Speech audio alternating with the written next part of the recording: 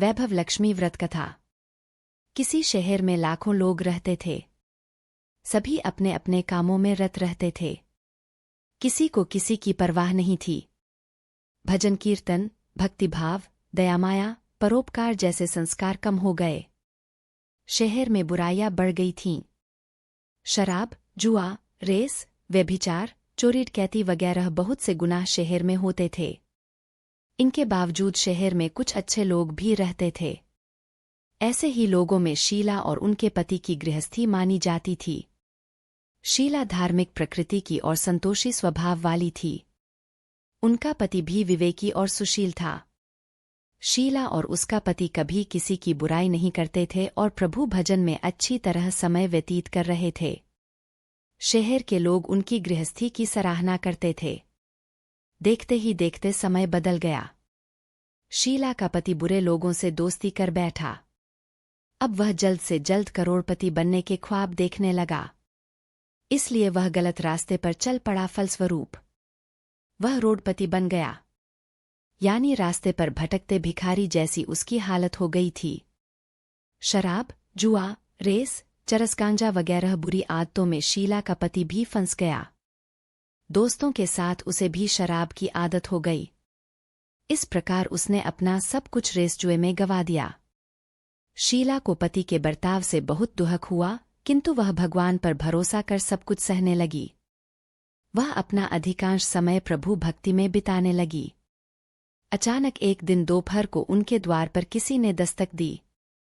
शीला ने द्वार खोला तो देखा कि एक मांझी खड़ी थी। उसके चेहरे पर अलौकिक तेज निखर रहा था। उनकी आंखों में से मानो अमृत बह रहा था। उसका भव्य चेहरा करुणा और प्यार से छलक रहा था। उसको देखते ही शीला के मन में अपार शांति छा गई। शीला के रोम रोम में आनंद छा गया। शीला उस मांझी को आदर के साथ घर में ले आई। घर में बिठाने के लिए कुछ भी नहीं था। आठ शीला ने सकुचाकर एक फटी हुई चद्दर पर उसको बिठाया। मांझी बोली, क्यों शीला, मुझे पहचाना नहीं? हर शुक्रवार को लक्ष्मी जी के मंदिर में भजन कीर्तन के समय मैं भी वहां आती हूं। इसके बावजूद शीला कुछ समझ नहीं पा रही थी। फिर मांझी बोली, तुम बहुत दिनों से मंदिर नहीं आई, आठ मैंने तुम्हें देखने चली आई। मांझी के अति प्रेम भरे शब्दों से शीला का हृदय पिघल गया। उसकी आंखों में आंसू आ गए और वह बिलख बिलख कर रोने लगी। मांझी ने कहा, बेटी, सुख और दुहक तो धूप और छाव जैसे होते हैं। धैर्य रखो बेटी, मुझे तेरी सारी परेशानी बता। मांझी के व्यवहार से शीला को काफी संबल मिला और सुख की आस में उसने मांझी को अपनी सारी कहानी कह सुनाई। कहानी सुनकर मांझी ने कहा, कर्म की गति न्यारी होती है। हर इंसान को अपने कर्म भुगतने ही पड़ते हैं। इसलिए तू चिंता मत कर। अब तू कर्म भुगत चुकी है। अब तुम्हारे सुख के दिन अवश्य आएंगे। तू तो माँ लक्ष्मी जी की भक्त है। माँ लक्ष्मी जी तो प्रेम और करुणा की अवतार हैं। वे अपने भक्तों पर हमेशा ममता रखती हैं। इसलिए तू धैर्य रखकर माँ लक्ष्मी जी का व्रत कर। इससे सब कुछ ठीक हो जाएगा। शीला के पूछने पर मांझी ने उसे व्रत की सारी विधि भी बताई। मांझी ने कहा, बेटी, माँ लक्ष्मी जी का व्रत बहुत सरल है। उसे वरदलक्ष्मी व्रत या वैभवलक्ष्मी व्रत कहा जाता है। यह व्रत करने वाले की सब मनोकामना पूर्ण होती है।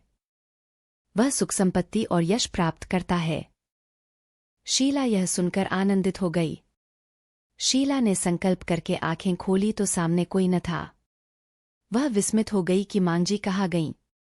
शीला को तत्काल यह समझते देर न लगी कि मांझी और कोई नहीं, साक्षात लक्ष्मी जी ही थीं। दूसरे दिन शुक्रवार था। सबेरे स्नान करके स्वच्छ कपड़े पहनकर शीला ने मांझी द्वारा बताई विधि से पूरे मन से व्रत किया। आखिरी में प्रसाद वितरण हुआ। यह प्रसाद पहले पति को खिलाया। प्रसाद खाते ही पति के स्वभाव में फर्क पड़ गया। उस दिन उसने शीला को मारा नहीं, सताया भी नहीं। शीला को बहुत आनंद हुआ। उनके मन में वैभवलक्ष्मी व्रत के लिए श्रद्धा बढ़ गई। शीला ने पूर्ण श्रद्धा भक्ति से 21 शुक्रवार तक वैभवलक्ष्मी व्रत किया।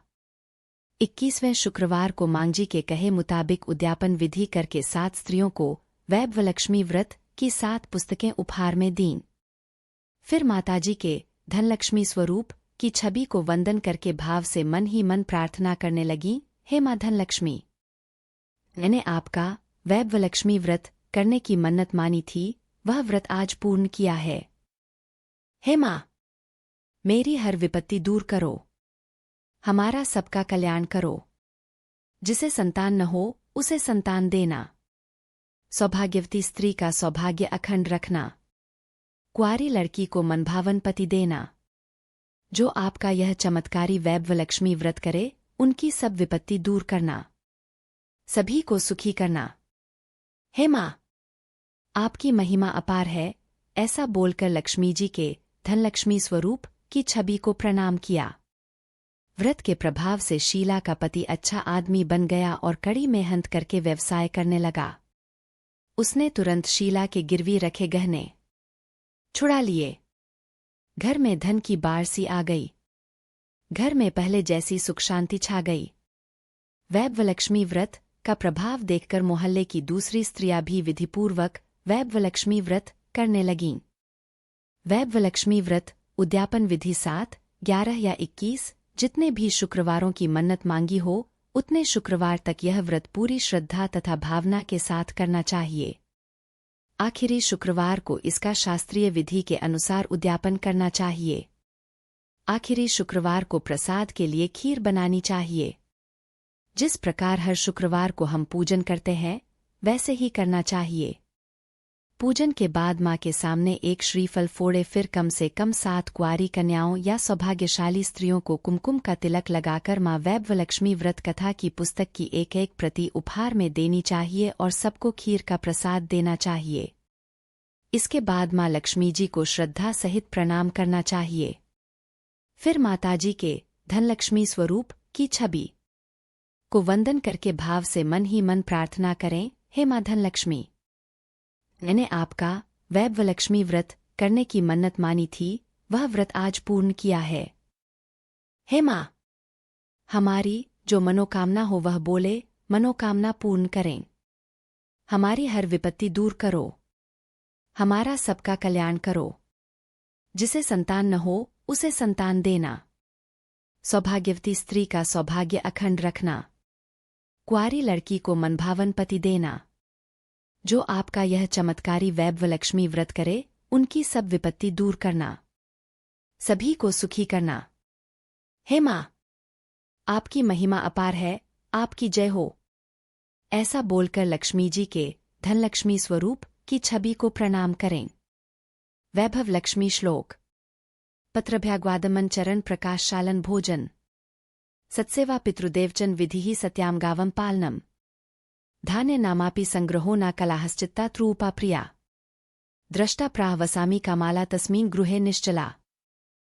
अर्थ, जहां मेहमानों का आवभगत किया जाता है, उनको भोजन कराया जाता है, जहां सज्जनों की सेवा की जाती है, जहां निरंतर भाव से भगवान की पूजा और धन्य धार्मिक कार्य किए जाते हैं, जहां सत्य का पालन किया जाता है, जहां गलत कार्य नहीं होते, जहां गायों की रक्षा की जाती है, जहां दान देने के लिए धन्य का संग्रह किया जाता है, जहां क्लेश नहीं होता, जहां पत्नी संतुष्ट और विनम्र है, ऐसे जगह पर मैं सदा निश्चल रहती हूँ।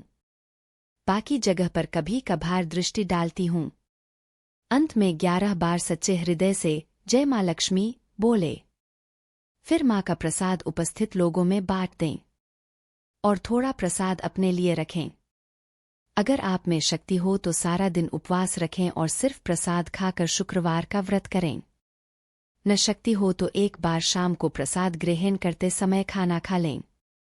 अगर थोड़ी शक्ति भी न हो तो 2 बार भोजन कर सकते हैं। अगली सुबह स्नान कर माँ वैभव लक्ष्मी का स्तवन करें। सभी वस्तुओं को हटा दें। कटोरी में रखा गहना या रुपया को तिजोरी में रख दें। कलश का पानी तुलसी क्यारी में डाल दें और चावल पक्षियों को डाल दें। इसी तरह शास्त्रीय विधि अनुसार व्रत करने से उसका फल अवश्य मिलता है। वैभव लक्ष्मी स्तुति। नमस्तेस्तु महामाये श्रीपीठे सुरपूजिते, शंखचक्रगदाहस्ते महालक्ष्मी नमोस्तुते। अर्थ श्रीपीठ पर स्थित और देवताओं से पूजित होने वाली है महामाये। तुम्हें नमस्कार है। हाथ में शंख, चक्र और गदा धारण करने वाली है महालक्ष्मी। तुम्हें प्रणाम है। नमस्ते गरुडारूढ़े कोलासुर भयंकरी। सर्व पापहरे देवी महालक्ष्मी नमोस्तुते। अर्थ गरुड़ पर आरूढ़ हो कोलासुर को भय देने वाली और समस्त पापों को हरने वाली है भगवती महालक्ष्मी। तुम्हें प्रणाम है। सर्वज्ञ सर्ववरदे सर्वदुष्ट भयंकरी। सर्वदुहखरे देवी महालक्ष्मी नमोस्तुते। अर्थ सब कुछ जानने वाली, सबको वर देने वाली, समस्त दुष्टों को भय देने वाली और सबके दुहकों को दूर करने वाली है देवी महालक्ष्मी। तुम्हें नमस्कार है। सिद्धि बुद्धि प्रदे देवी भुक्ति मुक्ति प्रदायिनी। मंत्र पूते सदा देवी महालक्ष्मी नमोस्तुते। अर्थ सिद्धि, बुद्धि, भोग और मोक्ष देने वाली है मंत्रपूत भगवती महालक्ष्मी। तुम्हें सदा प्रणाम। आद्यंतरहिते देवी आदिशक्ति महेश्वरी। योगज योग संभूते महालक्ष्मी नमोस्तुते। अर्थ हे देवी, हे आद्यंतरहित आदिशक्ते, हे महेश्वरी, हे योग से प्रकट हुई भगवती महालक्ष्मी। तुम्हें नमस्कार है। स्थूल सूक्ष्म महारौद्रे महाशक्ति महोदरे। महापापहरे देवी महालक्ष्मी नमोस्तुते। अर्थ है देवी, तुम स्थूल, सूक्ष्म एवं महारौद्र रूपिणी हो, महाशक्ति हो, महोदरा हो और बड़े बड़े पापों का नाश करने वाली हो। हे देवी महालक्ष्मी, तुम्हें नमस्कार है। पद्मासन स्थिते देवी परब्रह्म स्वरूपिणी। परमेशी जगन्मातर महालक्ष्मी नमोस्तुते। अर्थ हे कमल के आसन पर विराजमान परब्रह्म स्वरूपिणी देवी। हे परमेश्वरी, हे जगदम्ब, हे महालक्ष्मी, तुम्हें मेरा प्रणाम है। श्वेतांबरधरे देवी नानालंकार भूषिते। जगत स्थिते जगन्मातर महालक्ष्मी नमोस्तुते। अर्थ हे देवी, तुम श्वेत वस्त्र धारण करने वाली और नाना प्रकार के आभूषणों से विभूषित हो। संपूर्ण जगत में व्याप्त एवं अखिल लोक को जन्म देने वाली हो। हे महालक्ष्मी, तुम्हें मेरा प्रणाम है। महालक्ष्म्यष्टकं स्तोत्रं यह पठेद भक्तिमान नरः सर्वसिद्धिं वाप्नेति राज्यं प्राप्नेति सर्वदा। अर्थ जो मनुष्य भक्ति युक्त होकर इस महालक्ष्म्यष्टक स्तोत्र का सदा पाठ करता है, वह सारी सिद्धियों और राज्य वैभव को प्राप्त कर सकता है। एक काले पठे नित्यं महापाप विनाशन। द्विकालन यह पठे नित्यं धंधा निस्मन्वितः। अर्थ जो प्रतिदिन एक समय पाठ करता है, उसके बड़े बड़े पापों का नाश हो जाता है। जो 2 समय पाठ करता है, वह धनधान्य से संपन्न होता है। त्रिकालन यह पठे नित्यं महाशत्रु विनाशन। महालक्ष्मीर्वे नित्यं प्रसन्ना वरदा शुभा। अर्थ जो प्रतिदिन 3 काल पाठ करता है, उसके महान शत्रुओं का नाश हो जाता है और उसके ऊपर कल्याणकारिणी वरदायिनी महालक्ष्मी सदा ही प्रसन्न होती है। वैभव लक्ष्मी पूजा उद्यापन विधि उद्यापन सामग्री। खीर या नैवेद्य का भोग श्रीफल, नारियल। वैभव लक्ष्मी व्रत कथा की पुस्तक 7 या 11 या 21 या 51, 7 या 11 या 21 या 51 सौभाग्यवती स्त्रियां अन्य सामग्री प्रतिदिन शुक्रवार की पूजा के अनुसार। व्रत के आखिरी शुक्रवार को जो शास्त्रीय विधि अनुसार उद्यापन विधि करनी चाहिए। आखिरी शुक्रवार को खीर या नैवेद्य का भोग बनाएं। पूजन विधि हर शुक्रवार की तरह ही करनी चाहिए। पूजन विधि के बाद श्रीफल, नारियल फोड़े और कम से कम 7 कुंवारी या सौभाग्यशाली स्त्रियों को कुमकुम का तिलक करके वैभव लक्ष्मी व्रत कथा की पुस्तक के साथ उपहार दें और सबको खीर का प्रसाद देना चाहिए। फिर धनलक्ष्मी स्वरूप, वैभवलक्ष्मी स्वरूप, माँ लक्ष्मी जी की छवि को प्रणाम करे। माँ लक्ष्मी जी का यह स्वरूप वैभव देने वाला है। प्रणाम करके मन ही मन भावुकता से माँ की प्रार्थना करते वक्त कहे कि हे माँ धनलक्ष्मी, हे माँ वैभवलक्ष्मी, यदि मैंने सच्चे हृदय से आपका वैभवलक्ष्मी व्रत पूर्ण किया है, तो हे माँ, हमारी जो मनकामना की हो वह बोलो, पूर्ण करो। हमारा सबका कल्याण करो। जिसे संतान न हो उसे संतान देना। सौभाग्यशाली स्त्री का सौभाग्य अखंड रखना। कंवारी लड़की को मनभावन पति देना। आपका यह चमत्कारी वैभवलक्ष्मी व्रत जो करे उनकी सब विपत्ति दूर करना, सबको सुखी करना। हे माँ, आपकी महिमा अपरंपार है। इस तरह माँ की प्रार्थना करके माँ लक्ष्मी जी का धनलक्ष्मी स्वरूप को भाव से वंदन करें।